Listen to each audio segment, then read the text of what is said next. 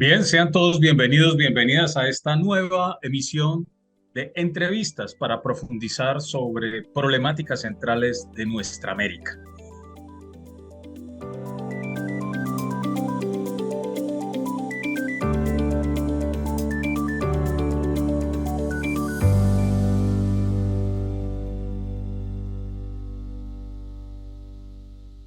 En Colombia, uno de los problemas centrales ha sido y sigue siendo la tenencia de la tierra, la usurpación, el despojo violento y continuado que se ha dado en los territorios y se sigue expandiendo a pesar del acuerdo, de la firma del acuerdo de paz del 2016. Esa realidad aún pervive hoy y sigue afectando los territorios. A la par, uno de los mecanismos de verdad, la Justicia Especial para la Paz, muy limitada de por sí, ha emitido algunos informes de terceros, es decir, de empresarios, personas que han patrocinado la guerra, pero ahí tenemos algunas limitantes para conocer la verdad. Tierra, verdad, despojo, qué está ocurriendo en el país y qué sigue ocurriendo en el país. Ese es el tema que vamos a trabajar el día de hoy y para ello agradecemos que nos haya aceptado la invitación Ilan Khan. Él es investigador de la Fundación Forjando Futuros, que hace poco emitió un informe reiterado, ahora nos hablará un poco de él, que da unas cifras sorprendentes. Pero, Ilan, primero agradecerte por aceptar la invitación, bienvenido. Muchas gracias a ustedes, a ti, Alfonso, a Cavilando, por invitarme y poder compartir los hallazgos de este informe que realizamos. Bien, Ilan, hay un asunto y es, claro, hay un modelo de despojo en el país y que va emergiendo cada vez más, se encuentran hilos. Desafortunadamente, la verdad no ha sido lo suficientemente contundente. Háblanos un poco de esos hallazgos tuyos en términos del despojo, ese modelo que se ha generado, que has visto en Colombia. Ok, Alfonso, yo creo que es una pregunta interesante. Y con eso también voy a intentar relacionarme a lo que tú acabas de decir, que el despojo se sigue dando. No es algo del pasado que ahora estamos resolviendo con la ley de restitución de tierra, pero es algo que continúa y tiene manifestaciones diferentes con el tiempo. Yo me sorprendí un poco con este gobierno actual, con el discurso, la problemática de la tierra fuera el sistema feudal que todavía tuviéramos aquí en Colombia y me puse a investigar.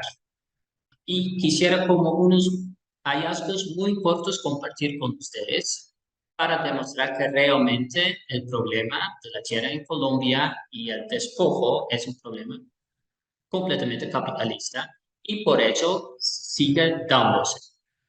La argumentación por tratarlo como cuando yo digo feudal, tiene un poco la connotación que tenemos un sistema que está funcionando, donde las ganancias se dan por la plusvalía, las industrias, lo legal, y al lado tenemos un sistema de bandidos que están robando la tierra, y están robando la tierra por el prestigio, para acumular la tierra sin cultivar la tierra. Realmente un modelo muy arcaico. Y la solución sería modernizar este sistema arcaico y así se van a resolver los problemas. Entonces, si me permiten profundizar un poquito a este tema, allí existe esta idea, entonces tenemos un sistema que está funcionando de manera legal y afuera un sistema mafioso del despojo de la tierra y la violencia o paramilitarismo.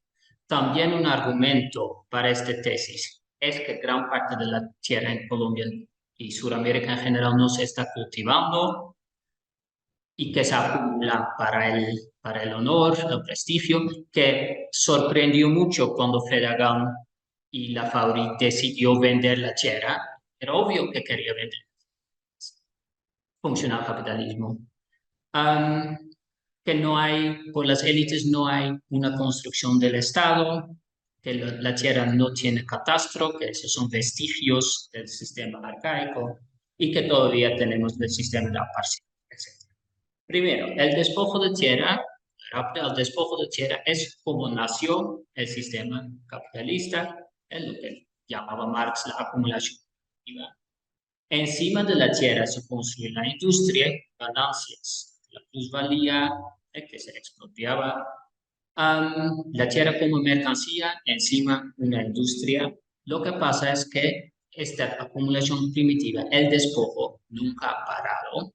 Y en este sistema, como bajan las ganancias de la industria, aumenta las ganancias, los despojos. Es por eso que vimos en Colombia tanto en la época neoliberal, cuando colapsó la industria, aumentó el despojo.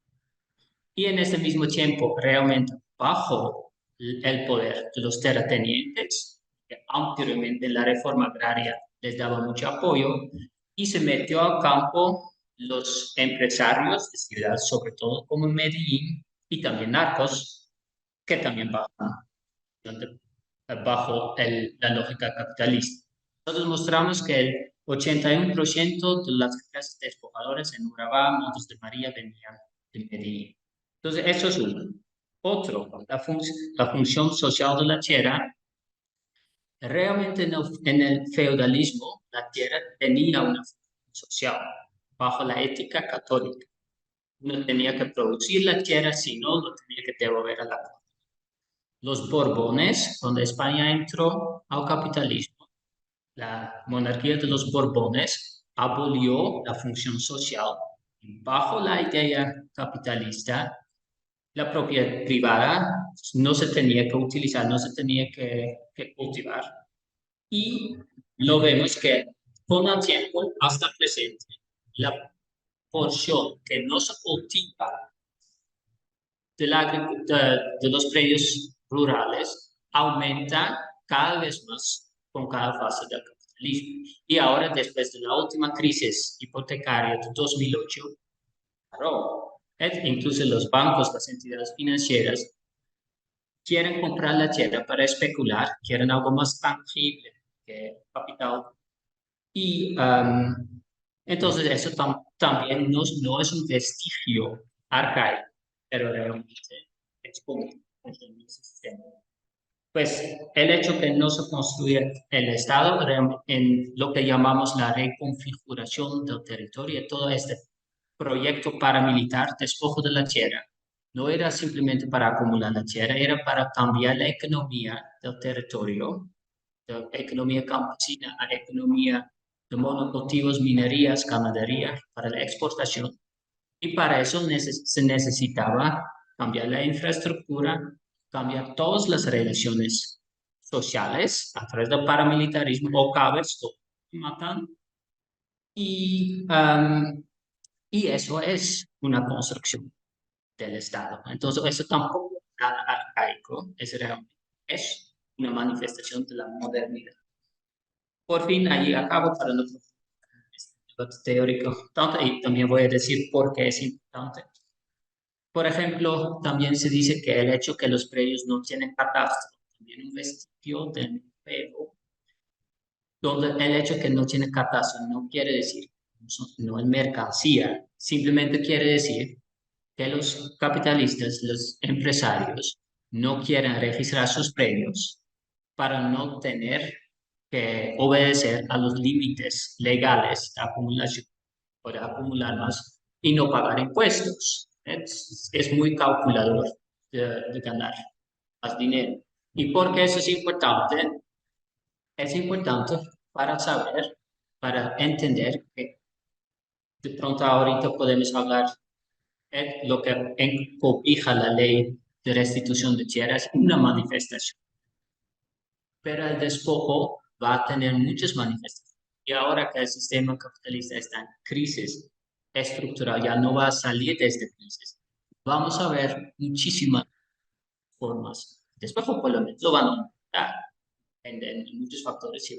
Claro, por ejemplo, yo recientemente estuve en el Chocó, comunidades indígenas, afros, perdón, y allí me comentaron que ahora las empresas vienen, por ejemplo, una empresa viene a un campesino pobre, afro, en un territorio, consejo afro, y le dice, yo tengo dinero, tú tienes tierra, yo puedo construir algo encima de tu tierra, cultivar un poco, crear un acopio, y tú me prestas la tierra y tú también lo puedes utilizar. Según la lógica del campesino dice que sí, no hay ningún problema. Después de, 2 años, o el empresario paga al campesino el uso. Después de 2 años, el empresario dice al campesino, hey, pero mis mejoras valorizaron mucho. Tu predio, tú me debes la mitad del aumento en valor de tu predio. ¿Qué dice el campesino? Pero yo no tengo plata para pagarte. ¿Qué dice el empresario? Pero tú sí tienes tierra. Y entonces el campesino le paga con tierra y se queda sin nada. Esas son nuevas formas de despojo. Puede ser legal o está siempre en el crepúsculo, pero necesitamos entender que el despojo es una parte integral. Entonces, va a manifestar, es importante reconocer para poder impedir. Bien, creo que nos das unas pistas importantes para poder analizar el fenómeno hoy. Es decir, uno, no es un asunto feudal, es un asunto netamente capitalista que Exacto. potencia el despojo, la desposesión, la acumulación. Dos, que en este momento de crisis del capital, lo que tenemos es un retorno de estas lógicas despojadoras y lo estamos viendo en toda Latinoamérica, no solo en Colombia. Toda la economía extractiva se fundamenta sobre el despojo. Se necesitan tierras para los monocultivos de los empresarios, para la extracción de minerales, para la energía, etcétera. Así se le ponga el color verde. Y la titulación no necesariamente es una transición hacia otras formas mejores de vida. Puede también terminar siendo un círculo, terminar en el circuito del despojo. Eh, Exacto. por, es lo que estás advirtiendo y es clave tener ese marco presente para entrar a mirar un poco el informe. Creo que podemos incluso al final tocar un poco también Listo. esta reflexión. Ilan, hablemos un poco del informe. Eh, ¿En qué consiste? Recordemos, para quienes nos escuchan, que en el 2011, gracias a la ley 1448, se crea todo un escenario, una institucionalidad de restitución de tierras y empieza su operación. Ya han pasado varios años y queremos también saber qué ha sucedido con esa restitución. Eh, y vamos entonces a adentrarnos al informe que hace la Fundación Forjando Futuros, que acompaña procesos de restitución de tierras. Ilan, ¿en qué consiste el informe? ¿De qué se trata? ¿Cada cuánto se emite? Háblanos un poco de ello. Listo. Es que nosotros, hasta desde hace 10 años, hacemos un seguimiento. Nosotros desde la Fundación Forjando Futuros y bajo mi coordinación realizamos un seguimiento a toda la política de la restitución de tierras. Y la restitución de tierra, lo que cobija la ley, son los casos de abandono y despojo a partir de 1900 hasta presente, básicamente. Y hacemos una lectura de la totalidad de las sentencias y la totalidad de los tipos de información que se encuentra en ese sitio, para siempre ser objetivo, para que nadie pueda decir que estamos pescando con un sesgo datos que no sirven. Y eso es porque creemos en esta ley para aportar a esta ley y también para ver dónde están los problemas, dónde están los cuellos de botella, dónde están lo que encontramos y eso siempre resulta en informes que a 6 meses tenemos un informe, mensualmente publicamos las cifras del mes, cada 6 meses tenemos un informe, más o menos cada 6 meses, que también presenta los hallazgos, pero que profundiza más en algún tema. Y ese tema tiene que ver con la coyuntura de política o lo que sea, lo que nosotros consideramos interesante para publicar en ese momento.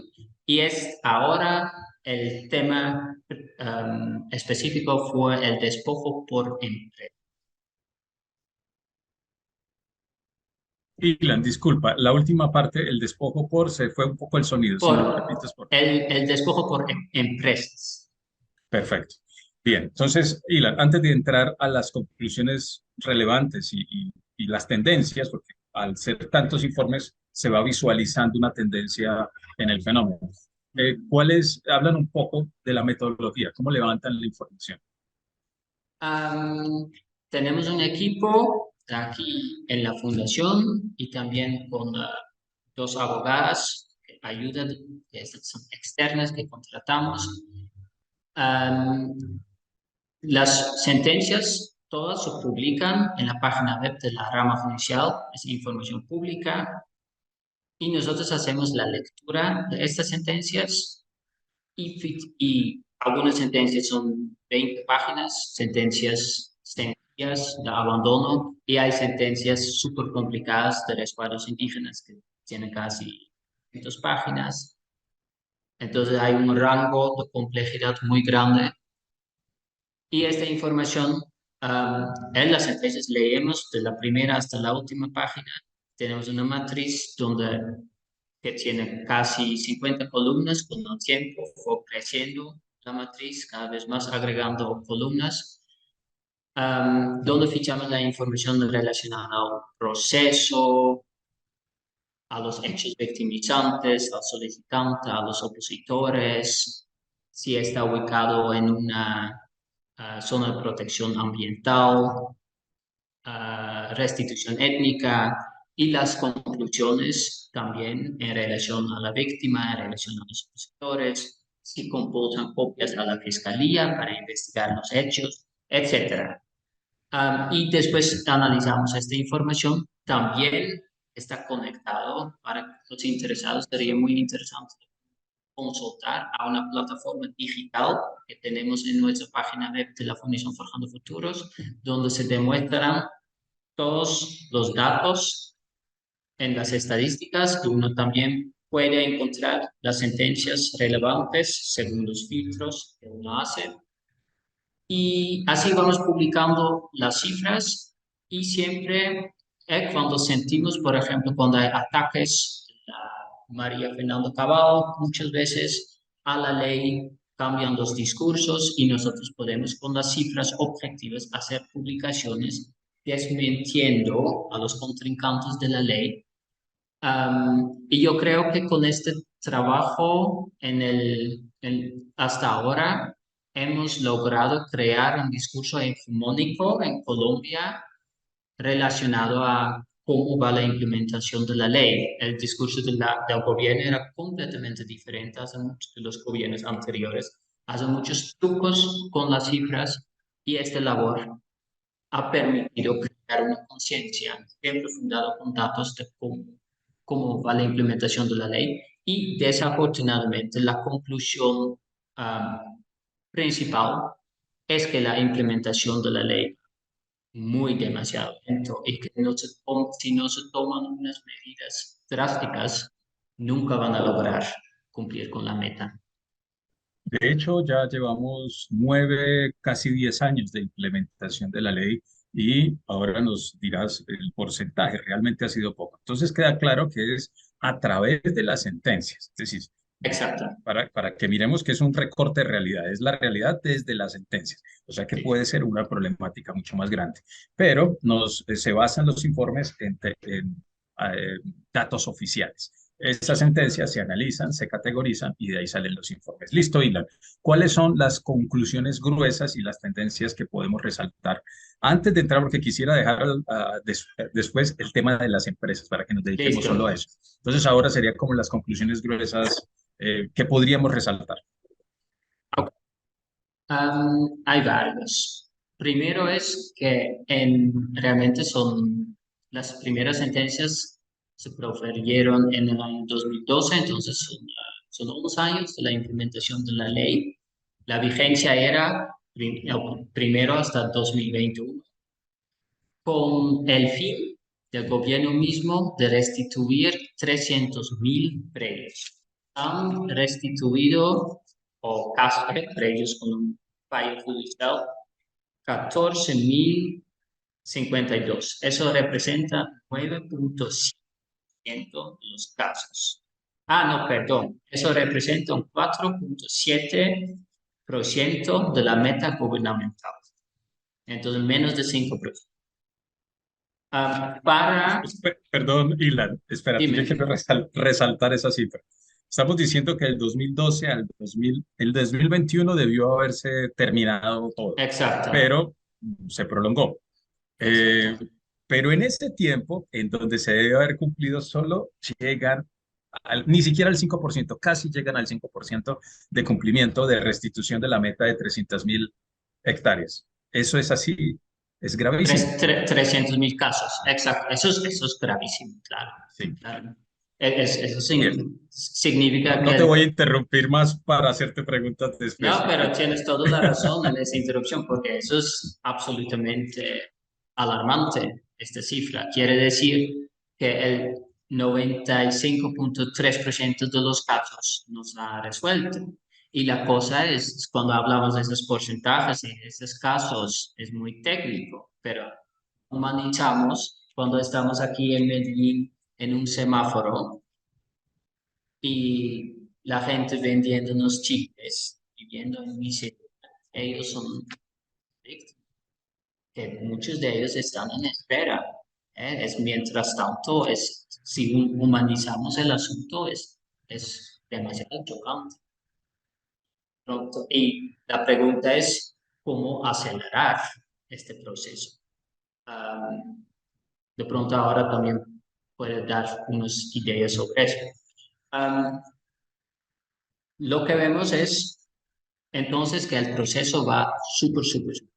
Y eso solamente es la restitución de tierra. En las sentencias, al final de las sentencias, no solamente dan la orden de restituir el bien o no, también hay muchos órdenes adicionales de proyectos productivos, vivienda, empleo. La ley forma parte de la justicia transicional, entonces la idea de la ley, el espíritu de la ley es posibilitar restablecer una vida digna para las víctimas. Entonces, hemos hecho informes también, estudios a cómo les va a los retornados y vemos un muy bajo cumplimiento en todos los pasos, no solamente en la restitución mismo, pero también a los pocos retornados que son tan afortunados que pudieron retornar, ese 5%, posteriormente también hay muchísimos problemas en el cumplimiento de las órdenes adicionales que le deberían permitir establecer su vida digna. Entonces, la pregunta aquí es, ¿por qué va tan lento el proceso? Obviamente.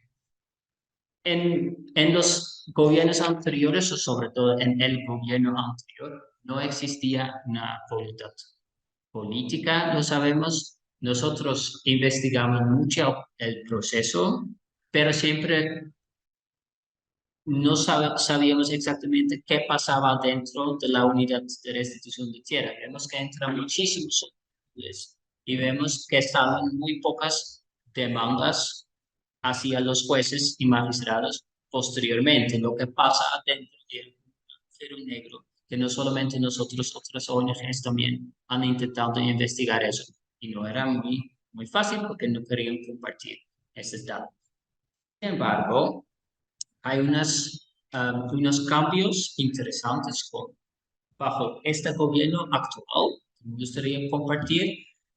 Um, por ejemplo, bajo el gobierno y la administración anterior, lo que veíamos es que en la unidad de restitución de tierras, cuando el campesino despojado presenta su solicitud a la unidad de restitución de tierra, ellos, en lo que se llama la fase administrativa, tenían que mirar si el caso era cobijado por la ley o no, si era un caso que cumplía los criterios de la ley. En caso que sí, lo presentaban a los jueces, en caso que no, ahí se acaba el proceso para el campesino, para el solicitante.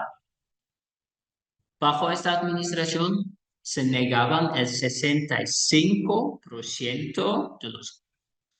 Entonces, eso inmediatamente genera la sospecha que estaban negando los derechos para cumplir metas, porque lo que ellos estaban haciendo era contar estos casos negados como cumplidos. Entonces, con los trucos de sus cifras llegaban a un cumplimiento del 80% de la restitución financiera. Lo que estamos viendo, los primeros, nuestro próximo informe va a hacer una comparación entre la restitución financiera de esta administración y administración anterior, ya puede decir unos hallazgos. Vemos una negación de 22%. Entonces, antes era 65%, bajo esa administración, la unidad de restitución financiera bajó a 22%. Es un cambio de chip completo. Lo que también en el anterior, en 2015, se creó, la ley no dio ni una pista para eso. El grupo de los asuntos ambientales, mineras, energéticas e infraestructurales de la unidad de restitución de tierra, donde en estos casos realmente en los casos de restitución donde había traslape de minería, obras infraestructurales, también de industria, quitaban todas las posibilidades de la restitución, poner las exigencias en la demanda. Esta administración de la unidad de restitución de tierra acabó con esta figura y está haciendo una revisión de estos casos. También es súper interesante, creo. Lo que vemos cuando yo estoy estudiando, haciendo una comparación, el hecho que ahora hay más casos para restituir no quiere decir que la URT de repente tiene la capacidad de realizar la restitución de más casos. Cuando bajan las negaciones, hacen una revisión de estos casos, significa lo contrario también, que se va a inundar de casos para presentar en las demandas para los jueces. Y lo que estamos viendo es que la restitución de las demandas presentadas por la URT a los jueces no aumenta en los casos individuales o casi no aumenta. Donde sí hay un aumento muy grande, significativo, es en los casos étnicos, resguardos indígenas y afros, lo que está muy bien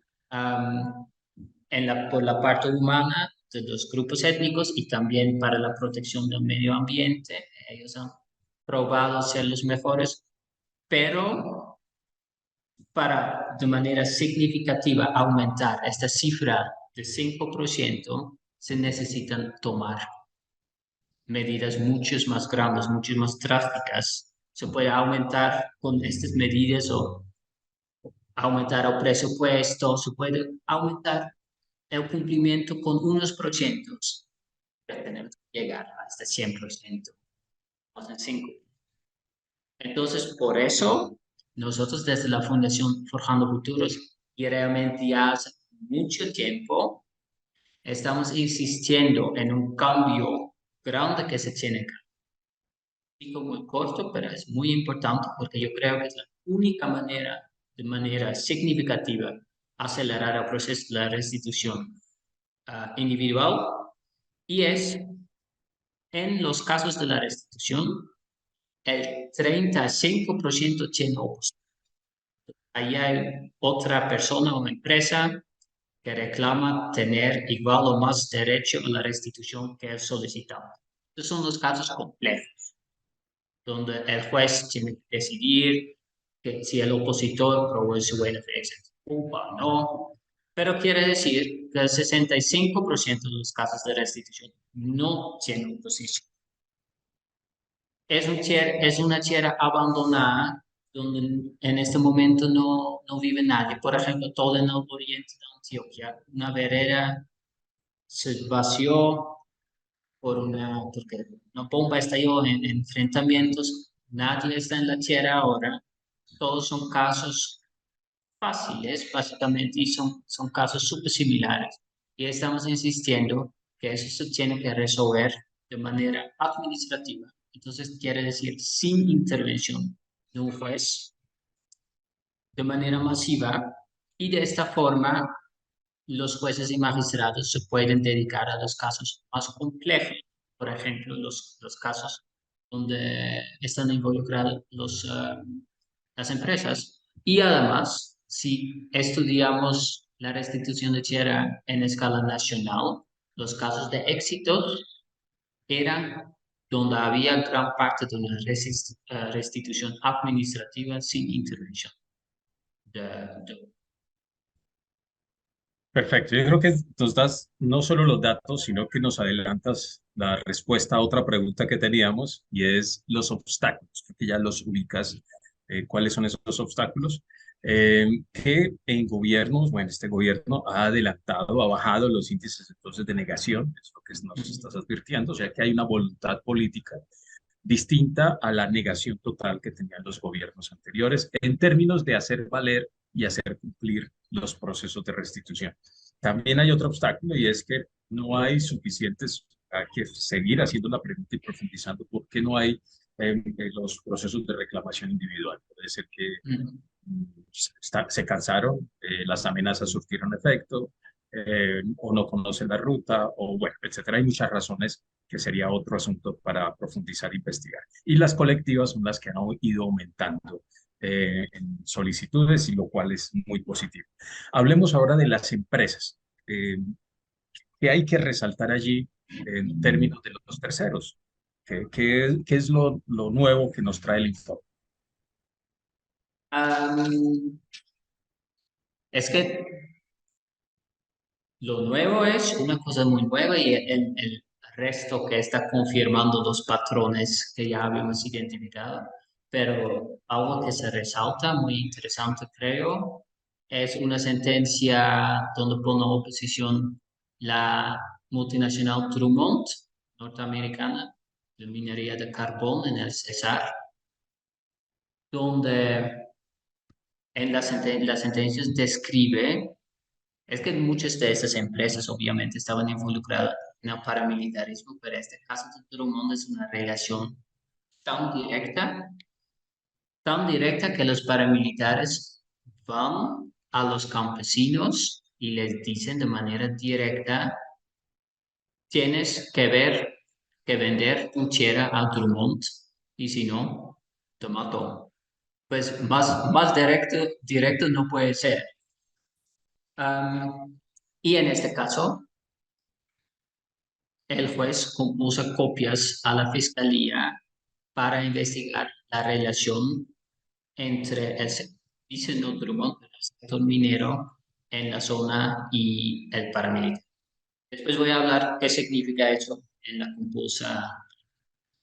En general, lo que se encontró es que ya se está en relación a los años anteriores aumentando otra vez los casos con oposición. Yo me imagino, adivino, que los años que siguen va a aumentar mucho más porque probablemente son esos casos que fueron gran parte de las negaciones en la fase administrativa de la URT, que ya había cooptación de los empresarios en los despachos de la unidad de restitución de tierra y por este grupo de AME, etc. Lo que se identifican en general son tres tipos de empresas que están involucrados en el despojo. Primero son las empresas agropecuarias, bananeros, palma de aceite, sobre todo en la parte norte del país. Am, y ellos, bajo la lógica, hay un patrón que podemos identificar de manera muy clara y es, primero ocurre una masacre y, por ejemplo, un comandante paramilitar como Mancuso, cuando hablamos del masacre del Salado, él ha dicho abiertamente a los periodistas cuando le preguntan, ¿tú sabías que estabas masacrando para entregar la tierra después a los empresarios? Y la respuesta era, sí, es muy importante, sí lo sabía.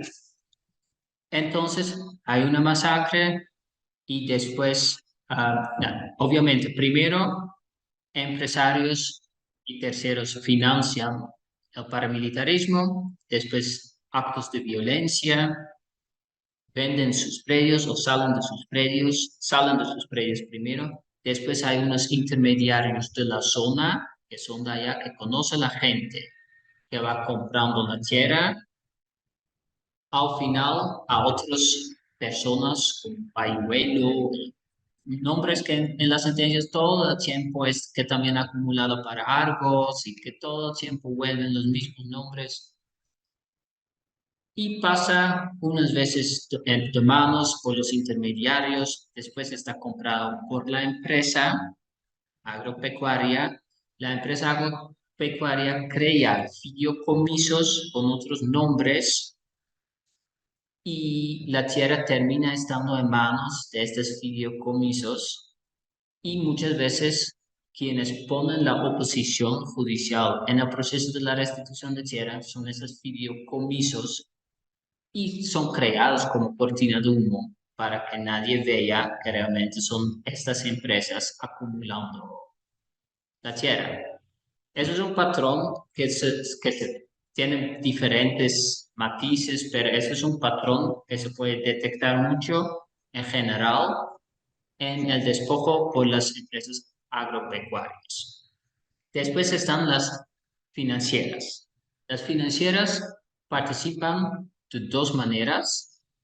En muchos casos, los campesinos despojados eran las empresas y el despojo de tierra se enfoca más que todo en los campesinos que ya eran propietarios, porque ya tenían sus escrituras y es más fácil quedarse de manera legal con esta tierra de personas que ya tenían sus escrituras y quedarte con una venta fraudulenta o legal con esas escrituras. Entonces muchos de ellos eran beneficiarios de la reforma agraria en los años 60, 70 pero en muchos casos lo que la gente no sabe es que esas adjudicaciones, los predios,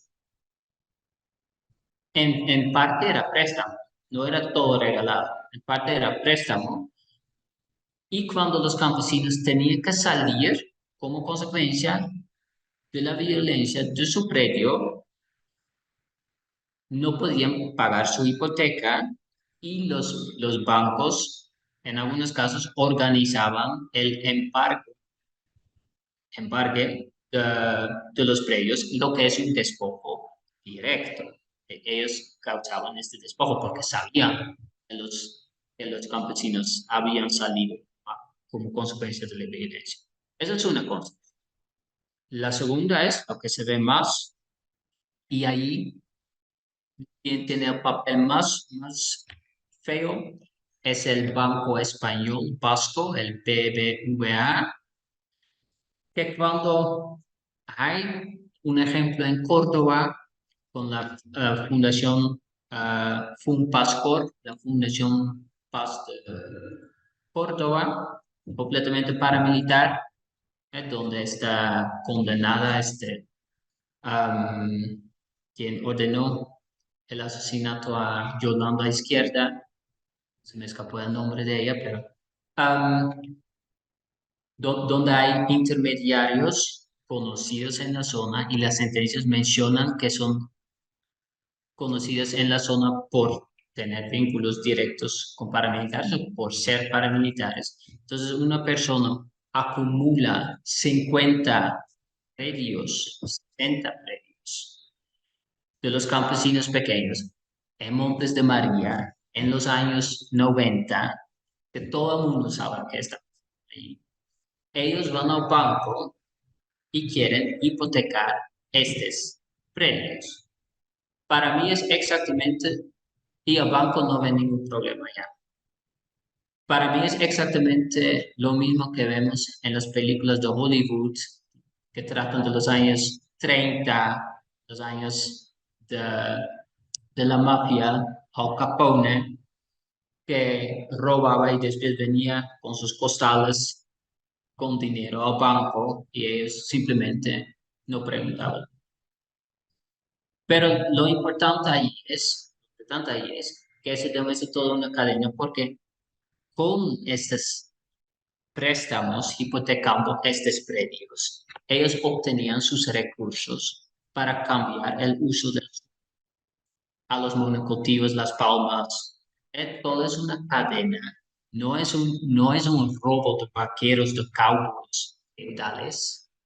Es todo un plan para cambiar el modelo económico de las regiones. y los bancos conscientemente han participado en eso. Esos son los financieros. Terceros son los mineros, ahí hay de todo. Hay quienes se aprovecharon de la violencia que en la ausencia del desplazamiento, por ejemplo, en un resguardo indígena, se tenían que salir por la violencia y ellos obtienen los títulos mineros sin consulta previa. No podían hacer consulta previa porque no estaba la gente. Y eso pasaba mucho en el tiempo de Uribe, que ellos mismos a nosotros nos han dicho, las empresas mineras, pedíamos una licencia minera y nos regalaban así. Es que era regalar, regalar, regalar. Y también hay pero también hay, por ejemplo, una empresa minera escrita aquí en Envigado, Sabaneta, o un municipio aquí en el sur del valle, que compró todo el terreno de un consejo territorial afro, porque nunca había sido debidamente escrito, pero era un consejo afro consolidado. Y ahora pone la oposición que la gente, toda la comunidad afro en el Valle del Cauca no puede retornar. Eso es de nosotros. Y ahora los casos de Drummond, lo que también son ejemplos de del sector minero. Pues sí, nos haces, creo que nos queda corto el programa, incluso porque veo el tiempo y nos pasamos del tiempo, pero Ajá. es clave que incluso si nos regalas un nuevo programa en el que Sí, podamos claro. profundizar, porque queda mucha información pendiente. Mira, creo que nos va quedando claro. Antioquia terminó construyendo un modelo en Colombia de despojo que vincula criminalidad, empresa y Estado.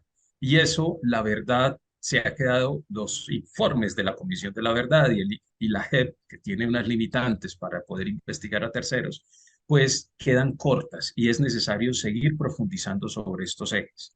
Lo que estás Sí. diciendo de la disposición política para avanzar en este gobierno en temas de restitución, pues nos va a arrojar más verdad, que es la que estás advirtiendo.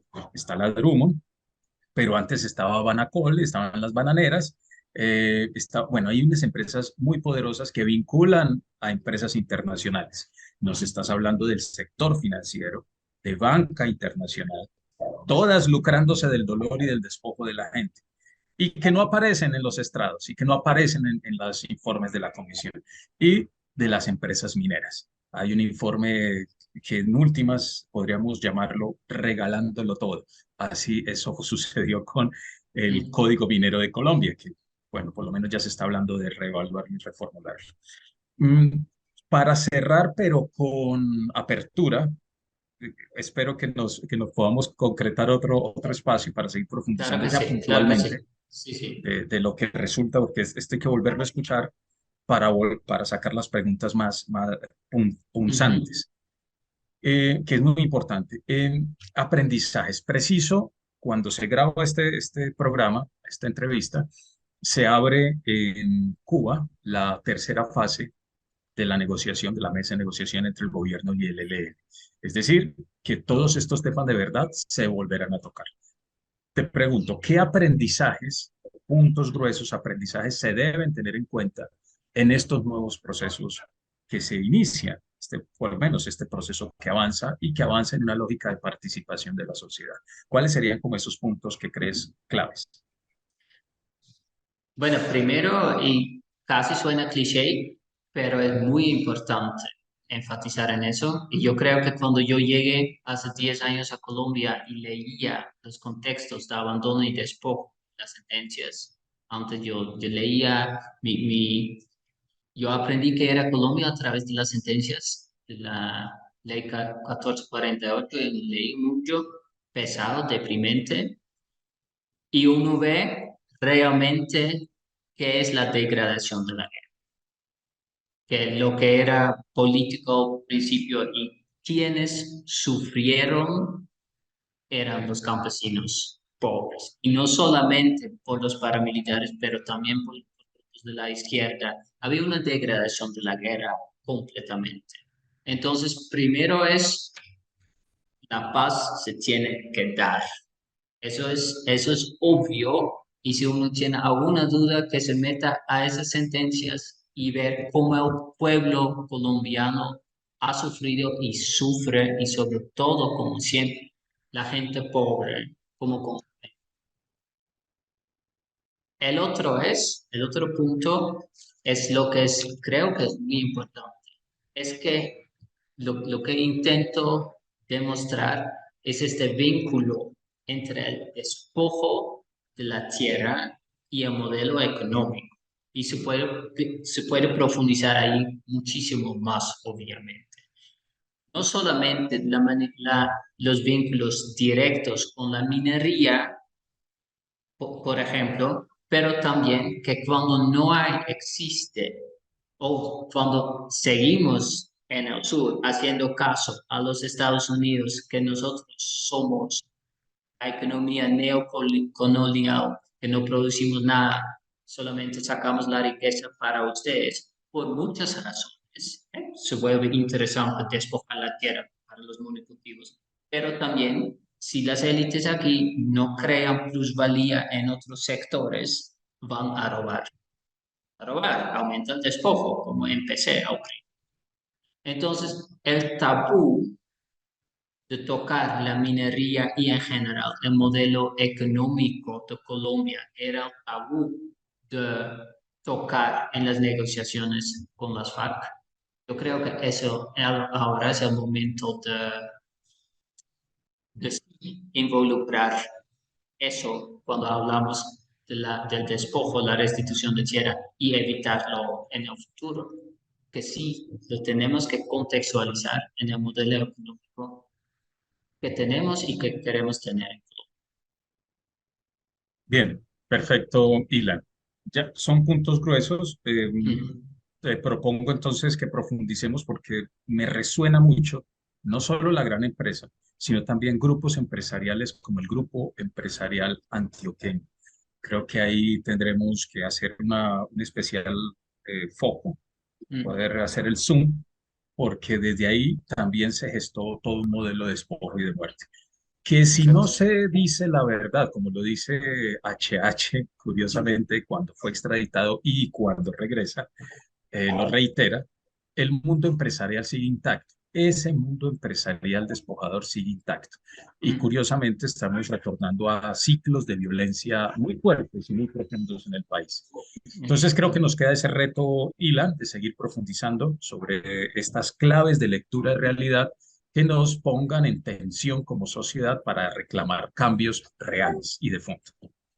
Exacto. Y lo que también se presta, creo que para otra sesión es uno de los problemas principales es que las empresas se quedan en absoluta impunidad. Eso es en la JEP.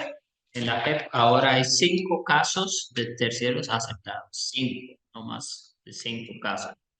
Todos los casos que fueron a la fiscalía, ya en Justicia y Paz, y ahora a través de la restitución de tierra, ¿en cuántos casos? 445 casos se computaron copias a la fiscalía. En ni un caso hay ni un 0.0.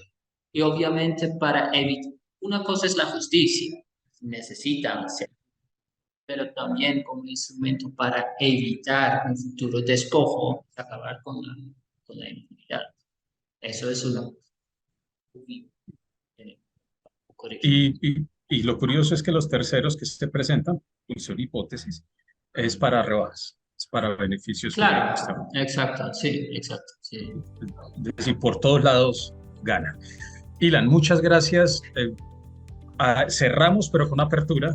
Te agradecemos Sí, infinitamente por este espacio y estos datos y estas reflexiones que vamos a seguir profundizando, porque es clave para pensar realmente en una transformación de fondo de país. Muchas sí lo gracias, es. Ilan, y quedas invitado para que sigamos profundizando. Listo, muchas gracias a ustedes. Bien, a quienes nos escuchan y nos siguen, este programa continúa. Esperen que en algún momento estaremos informando y nos estaremos encontrando en otro espacio de entrevistas para profundizar sobre las problemáticas centrales de nuestra América. Muchas gracias.